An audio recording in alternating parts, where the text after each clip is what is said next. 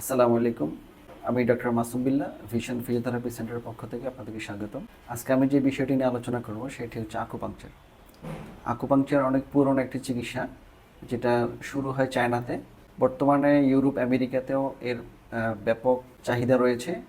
আমাদের বাংলাদেশেও আমরা আকুপাংচার চিকিৎসার অনেক সাড়া পাচ্ছি এবং আমরা অনেক রোগীদেরকে আকুপাংচার সেবা দিচ্ছি। আকুপাংচার এক ধরনের ফাইন নিডলের মাধ্যমে একটি ইলেকট্রিক ডিভাইস আছে, যেটাকে মাইক্রো সার্কুলেশন দেওয়া হয়। আকুপাংচারটা মূলত আমাদের বডিতে অনেকগুলো আকু পয়েন্ট রয়েছে, যেগুলো আমাদের বডির বিভিন্ন অর্গানের সাথে মিল করে অনেকগুলো চ্যানেল আছে।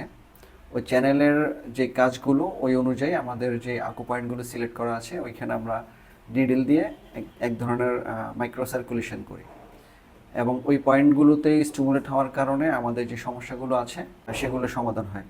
মূলত আকুপাংচার অনেক ব্যাপক একটা বিষয়, এটা অনেকগুলো রোগের চিকিৎসা করা হয়।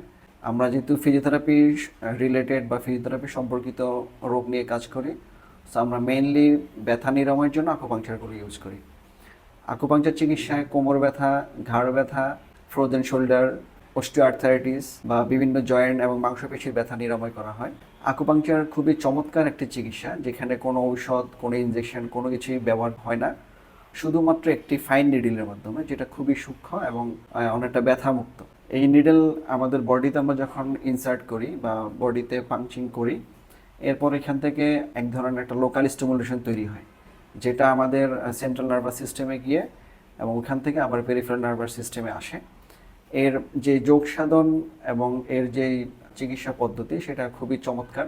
একজন রোগী যখন ব্যথা নিয়ে আসেন, তিনি অনেক সময় বলতে পারেন আসলে কী ধরনের ব্যথা বা কী ধরনের উনি সমস্যা ফিল করছেন। তো আমরা যারা ফিজিওথেরাপির চিকিৎসক আছি, আমরা আমাদের ডায়াগনোসিসের মাধ্যমে বিভিন্ন পরীক্ষা নিরীক্ষা বা শারীরিক বিভিন্ন পরীক্ষার মাধ্যমে আমরা সেটা প্রথমে নিরূপণ করি আসলে ওনার কী সমস্যা হয়েছে।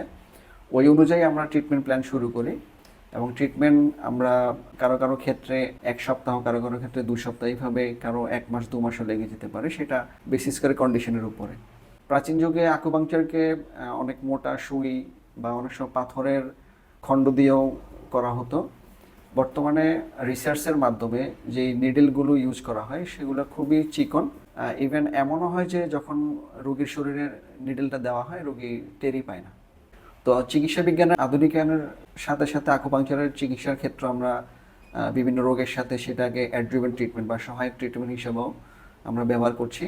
আমরা ভিশন ফিজিওথেরাপি সেন্টারে আকুপাংচার ইউনিটে আকুপাংচারের মাধ্যমে বিভিন্ন ধরনের ব্যথা নিরাময় করে থাকি, যেগুলো স্বল্পমেয়াদী বা দীর্ঘমেয়াদী ব্যথা হতে পারে।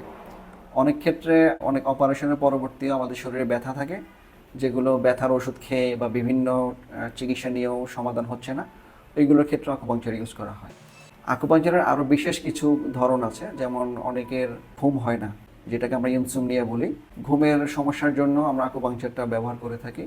সেই ক্ষেত্রে আকুপাংচার আমাদের শরীরে এক ধরনের হরমোন রিলিজ করে, মেলাটোনিন, যেটা ঘুম আনার জন্য বা আমাদের শরীরের রিল্যাক্সেশনের জন্য খুব ভালো কাজ করেন। সো আকুপাংচার দেওয়ার খুব অল্প কিছু সময়ের মাধ্যমে আমাদের এই হরমোনটা নিঃসরণ হয় এবং সেই ক্ষেত্রে একজন রোগী যার যে ঘুমের সমস্যা থাকে সেটা থেকে উনি মুক্তি পায়।